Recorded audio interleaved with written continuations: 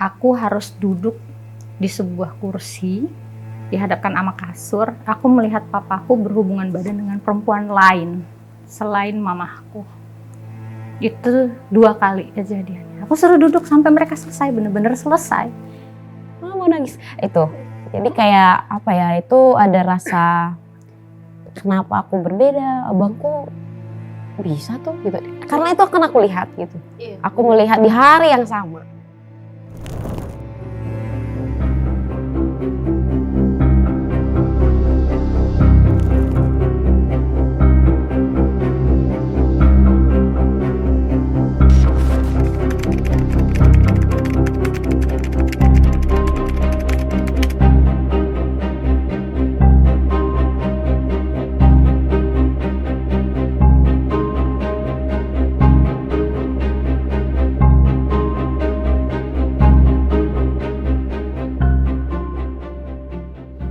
Tahu aku boleh nggak diceritain sedikit aja pengalaman Mbak Putik selama mengalami KDRT itu sejak kapan?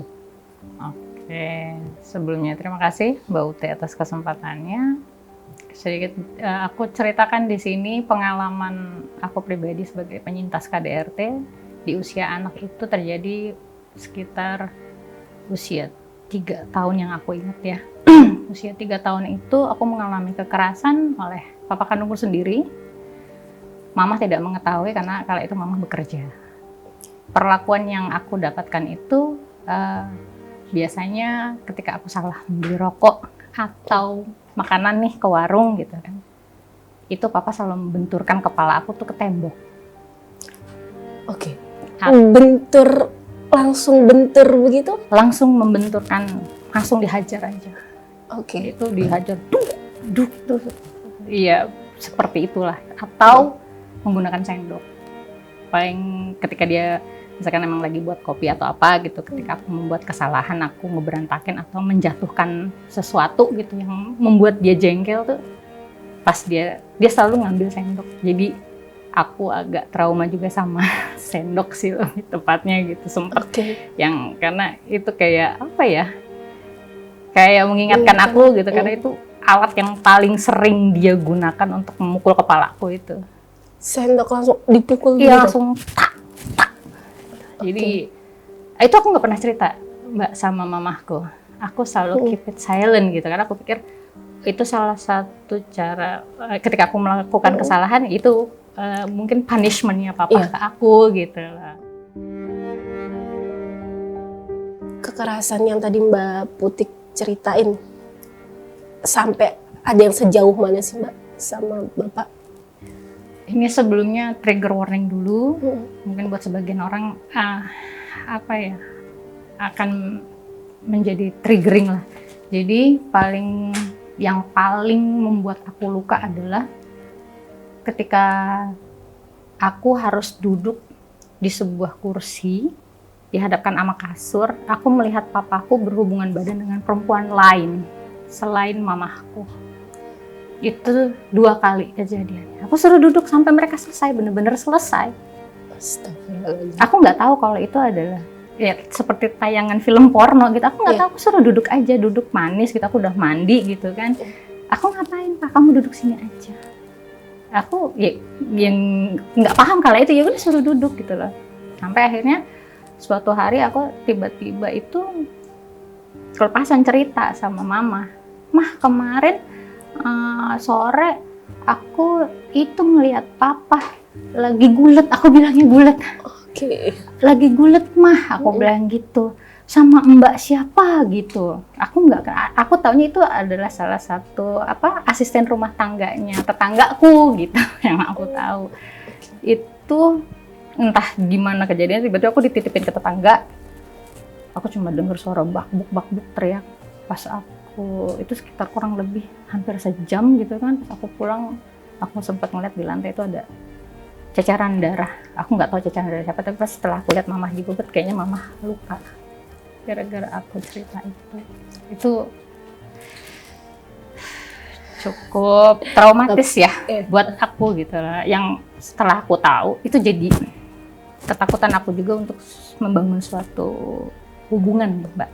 Ketika aku dewasa itu menjadi momok juga sih buat aku gitu loh. Jadi pandanganku terhadap laki-laki di kala itu tuh, laki-laki tuh sosok yang buat aku tuh kasar gitu loh, menakutkan sih buat aku.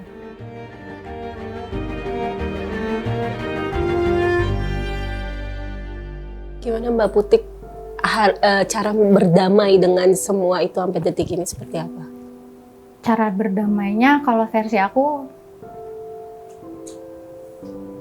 itu aku menerima keadaanku dulu. Karena balik lagi yang aku bilang, aku tidak pernah minta dilahirkan dari orang tua mana-mana, nggak bisa milih. Betul. Jadi Setuju. pasti hidup aku bisa berguna untuk diriku sendiri. Jadi aku memberdayakan diriku terlebih dahulu.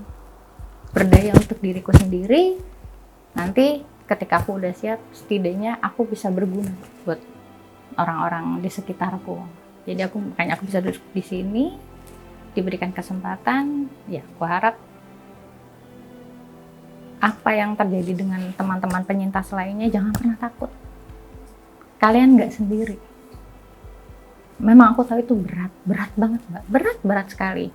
Tapi kita nggak bisa terus-terusan menjadi korban. Kita juga harus bangkit. Betul. Hidup kita harus berjalan. Karena apa? Semoga hidup kita bisa bermanfaat ke depan. Itu sih. Ada nggak Mbak pesan yang mau disampaikan ya buat teman-teman penyintas di luar yang mengalami hal yang sama tapi belum bisa untuk speak up, takut atau segala macam? Kalau pesan yang bisa aku sampaikan adalah jangan pernah takut. KDRT itu adalah kejahatan. Pelaku ini harus harus jerak lah. Kita nggak boleh takut ya. Untuk sekarang ini kan udah dipermudah ya. Kita bisa mencari layanan atau bantuan gitu. Jadi sebagai korban gitu loh. Aku tahu rasanya. Aku tahu takutnya kayak apa. Tapi ingat, kita nggak sendiri. Kita harus bangkit. It's okay not to be okay. Tarik nafas. Tapi setidaknya sayangilah diri sendiri. Jangan terima aja tentang kekerasan itu sendiri. Kekerasan itu bukan salah satu bentuk cinta. Tidak. Kekerasan itu adalah kejahatan. Jadi sayangilah diri sendiri. Cari bantuan. Kita berhak untuk bahagia. Kita berhak untuk sehat secara mental. Itu sih Mbak. Oke, makasih ya Mbak Putih sudah cerita. Tangan aku dingin.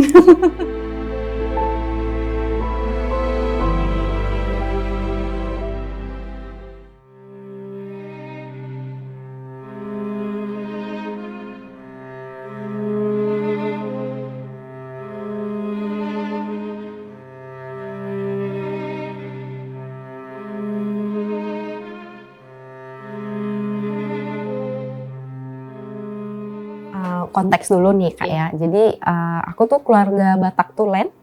Bapak ibuku tuh nggak sempat sekolah dan mereka dari kecil yatim piatu. Itu konteks dulu nih. Nah, aku anak kedua dari 3 bersaudara. Aku punya abang laki-laki dan adik 1 laki-laki juga. Jadi aku anak tengah dan anak perempuan satu-satunya. Seingatku sih kehidupanku zaman SD tuh sangat menarik ya, bahagia, happy gitu.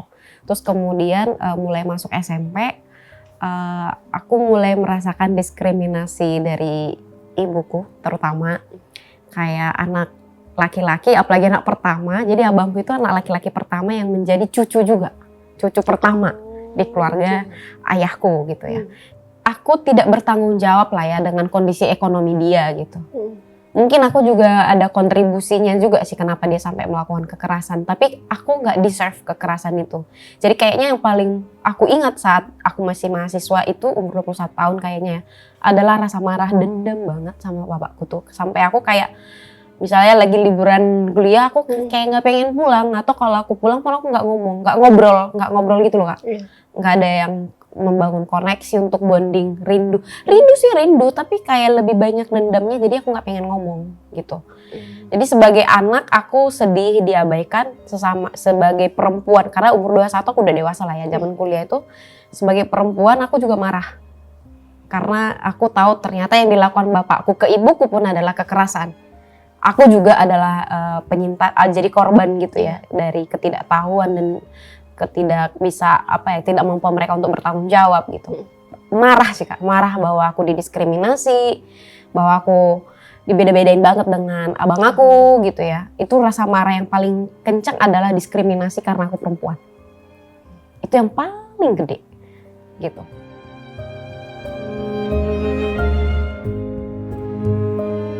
Jadi ketika ibuku pegang tanganku terus dia kayak giniin kepalanya minta maaf sambil nangis-nangis meluk aku tuh hatiku juga sakit because I do not wanna see my mom do like that because I love her though. Jadi melihat ibuku tuh sampai semaput itu juga sedih ternyata. Sedih juga walaupun aku adalah penyintasnya dan dia adalah pelaku saat itu gitu ya. Saat aku kecil, tapi ketika dia minta maaf aku juga sedih karena aku menyadari sekarang kenapa aku sangat sedih. Karena permintaan maaf itu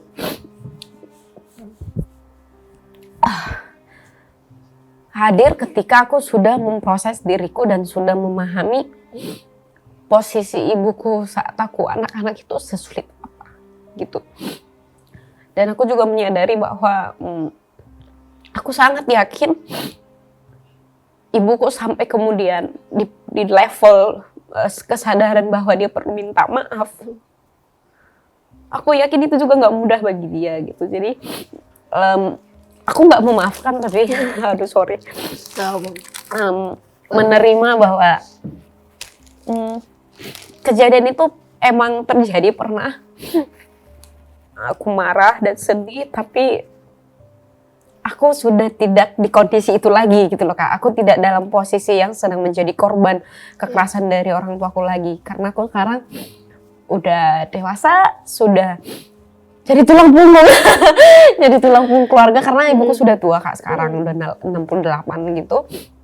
Dan kami sekarang tuh komunikasinya tuh udah enak, udah bisa seperti teman gitu. Jadi sebenarnya menurutku salah satu manfaat dari aku konseling adalah aku juga jadi tahu caranya berkomunikasi ke ibuku bahwa aku tidak harus marah-marah ketika aku tidak setuju gitu. Bahwa walau seberapa jauh pun aku tidak setuju dengan komentar ibuku, aku bisa diam dulu mendengar dan membuat kesepakatan gitu. Dia kan bidairi ya Kak, kami paling sekali seminggu video call gitu ya. Kami tuh sekarang udah menyepakati nih, kalau dia mau ranting, aku akan dengar sampai selesai. Tapi ketika aku ngasih respon, mama nggak boleh langsung cut. Itu kita udah bisa sepakat. Terus kadang-kadang kita udah bisa sharing tentang sebenarnya untuk mengubah perilaku tuh kayak apa, cara menyampaikan bahwa kita kecewa itu gimana gitu, sehingga tidak harus yang menjelek-jelekkan gitu.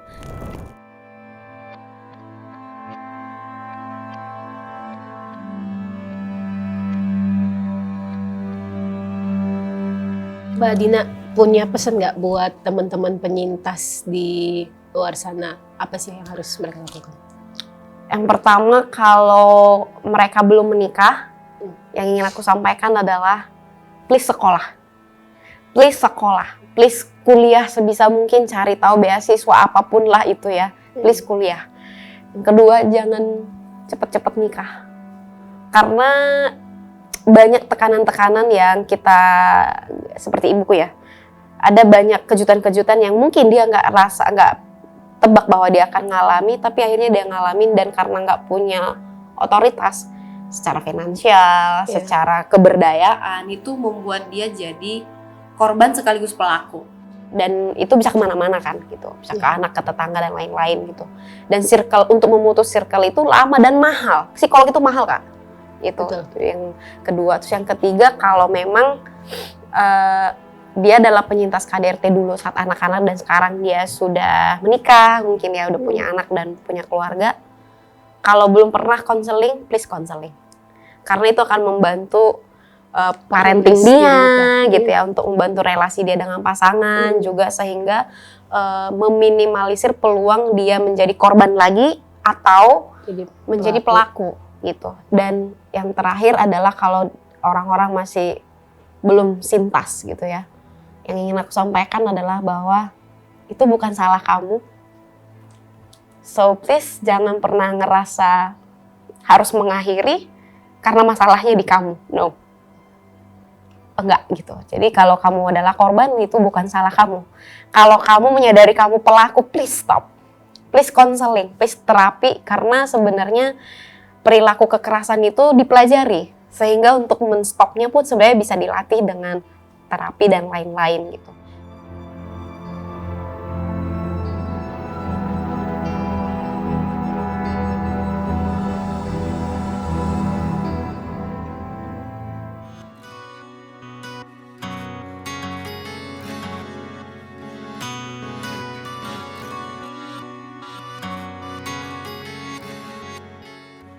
Mbak, sebenarnya korban KDRT itu siapa aja sih, Mbak? Semuanya bisa jadi korban KDRT. Mau jenis kelamin apapun gitu ya, mau jenis kelamin apapun, mau usia berapapun, mau pendidikannya apapun tuh bisa. Selama berada di dalam satu rumah yang sama. Misalnya dalam satu rumah yang sama, kalau di Indonesia kan sering tinggal bersama mertua, bersama orang tua gitu ya. Orang tua yang juga bisa jadi korban KDRT. Anak bisa jadi korban KDRT. Bahkan PRT atau sepupu atau keponakan yang tinggal bersama di dalam satu rumah juga bisa jadi korban KDRT. Jadi nggak peduli usianya berapa, jenis kelaminnya apa, gendernya apa, pendidikannya apa, mau beriman atau enggak, cara berpakaiannya kayak gimana, mereka tetap bisa jadi korban KDRT. Oke. Berarti semuanya ya. Jadi karena selama ini kan masyarakat banyak tahu bahwa ya korban KDRT itu sebenarnya kayak cuma sebatas pasangan aja. Betul. Memang sering kali juga yang kita lihat di berita kan kekerasan yang dilakukan oleh suami ke istri. Iya. Dan sebaliknya gitu ya. Kadang ada istri ke suami atau suami ke istri, walaupun lebih banyak jumlahnya memang yang dari suami ke istri gitu ya. Memang lebih banyak yang kita dengar tuh seperti itu. Namun tidak sedikit juga yang sebenarnya kita dengar tapi selama ini kita tidak mengkaitkan jadi KDRT. Misalnya orang tuanya diusir, orang tuanya dipukul, orang tuanya dikata-katain, atau yang terakhir orang tuanya ditinggal di SPBU, dipakein payung dong, itu kan udah termasuk KDRT sebenarnya. Pengabaian kan, penelantaran. Karena kalau di undang-undang KDRT itu sebenarnya ada berbagai macam dimensinya. Ada fisik, ada psikis, ada verbal gitu ya, dan ada ekonomi. KDRT ekonomi, atau misalnya kamu istri, kamu tidak bekerja, terus suamimu menghukum kamu dengan, lu lagian kemarin ngapain beli bedak dah, nggak gue kasih duit lagi, misalnya gitu ya. Kamu tidak diberikan nafkah, sementara kamu tidak dibolehkan untuk mencari nafkah sendiri, itu udah masuk KDRT. Tapi selama ini kan orang-orang mikirnya kalau nggak kelihatan digebukin, itu bukan KDRT. Kalau nggak kelihatan nih secara fisik, itu bukan KDRT. Seringkali kan banyak orang yang berpikir seperti itu, gitu.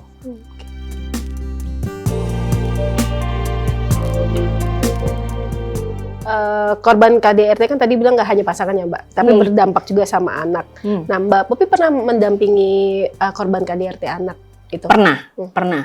Jadi kayak aku bilang gitu ya, rata-rata kalaupun misalnya ada yang cerita atau ada yang mengadukan, biasanya sudah masuk usia remaja. Remaja menuju dewasa. Remaja menuju dewasa itu umur berapa sih? 16, 17. Atau dewasanya nih dewasa yang nanggung, dewasa yang umur 18, 19 gitu ya. Gitu. Jadi yang masih dalam satu rumah sama orang tuanya. Namun sayangnya seringkali tuh yang di bawah-bawah itu kan nggak tahu ya mereka mesti kemana. Sampai kadang harus ada yang kabur ke tetangga lalu minta tolong. Karena nggak tahu lagi nih mesti seperti apa. Nah dari situ tuh sebenarnya kalau KDRT ini menyangkut anak-anak, siapa saja boleh melaporkan. Tetangga pun juga bisa? Tetangga bisa melaporkan. Semua KDRT tuh sebenarnya bisa dilaporkan oleh siapa saja, kecuali kekerasan seksual. Jadi kalau KDRT-nya bentuknya adalah kekerasan seksual, misalnya ada pemerkosaan antara bapak ke anak, atau misalnya ada pemaksaan hubungan seks antara suami dan istri gitu ya, itu harus korbannya. Jadi masuknya ke delik aduan, bukan delik biasa ya. Kalau delik biasa tuh bisa siapa saja melaporkan. Jadi tetangga kalau ngelihat ada anak dipukul atau ada anak ditendang atau anak diseret dan lain sebagainya, itu sebenarnya tetangga bisa laporkan ke polisi.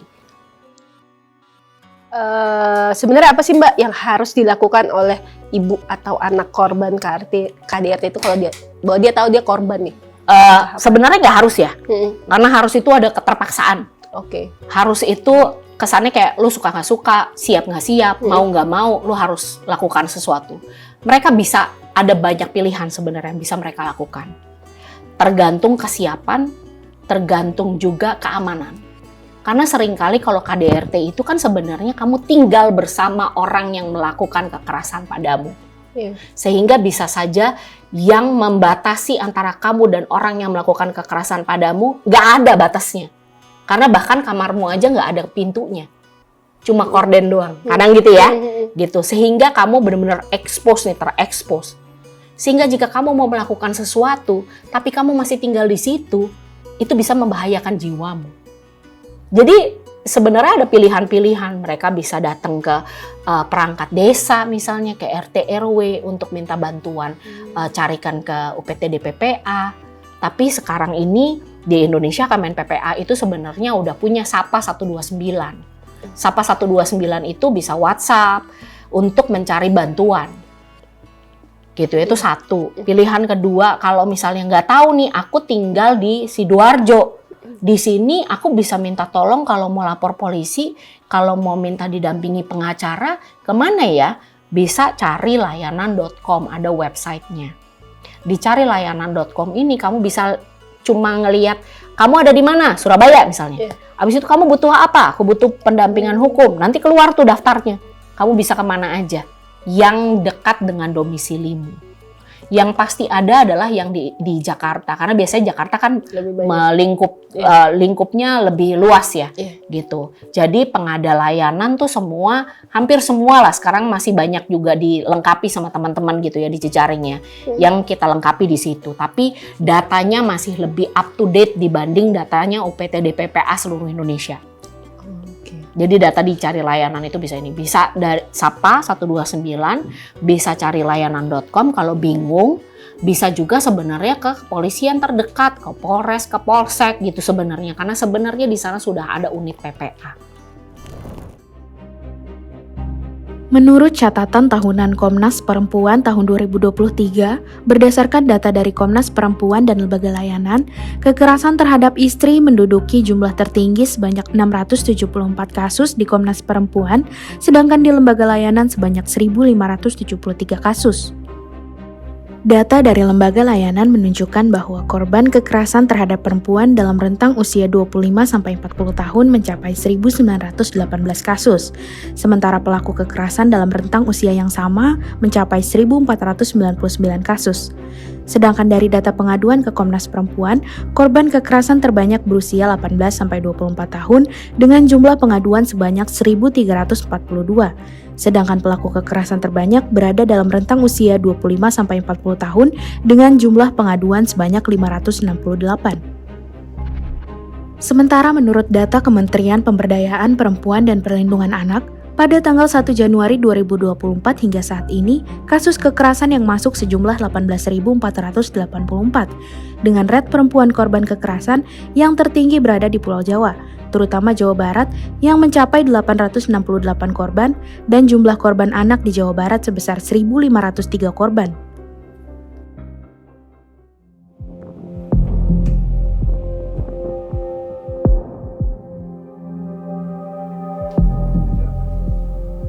Ya, itu tadi cerita dari teman-teman kita. Saya juga mau menyampaikan bahwa saya juga sebagai korban anak KDRT juga yang dilakukan oleh orang tua saya. Gak cuma dari bapak saya, tapi ibu saya juga. Kekerasan fisik, verbal juga saya terima dari kecil. Dan itu masih membekas sampai sekarang. Sejak kecil saya nggak tahu salah saya apa. Setiap saya ingat banget, saya baru pulang sekolah, tiba-tiba bapak saya mukulin saya tanpa alasan. Saya disebut lonte lah, apalah gitu. Dan saya nggak tahu apa salah saya? Ibu saya nggak bisa berbuat apa-apa, saya pun juga nggak bisa minta tolong ke siapa di rumah saya, karena saat itu yang di rumah adanya cuma saya aja. Dan saya berharap teman-teman di luar sana yang masih merasakan adanya kekerasan di dalam rumah tangga, entah itu dilakukan oleh orang sekitar, orang tua, atau saudara, saya berharap teman-teman bisa speak up, bisa minta pertolongan dari orang terdekat, entah itu teman, sahabat, atau saudara, supaya teman-teman bisa rilis, bisa tahu teman-teman harus seperti apa. Cuman satu pesan saya, kita nggak minta dilahirkan di keluarga seperti apa. Kalau kita sudah berada di lingkungan yang toksik, lingkungan yang penuh dengan kekerasan, kita punya pilihan untuk keluar dari lingkungan tersebut.